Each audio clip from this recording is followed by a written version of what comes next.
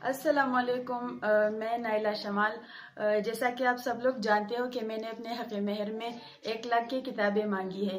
تو اس کی وجہ یہ ہے کہ ایک طرف تو ہمارے ملک میں مہنگائی بہت زیادہ ہے، مہنگائی کی وجہ سے ہم یہ چیزیں افورڈ نہیں کر سکتے، اور دوسری وجہ یہ ہے کہ ان غلط رسومات کا خاتمہ بھی ضروری ہے۔ ہمارے معاشرے میں ان غلط رسومات کی وجہ سے ہماری زندگی روز بروز ایک عذاب بنتی جا رہی ہے۔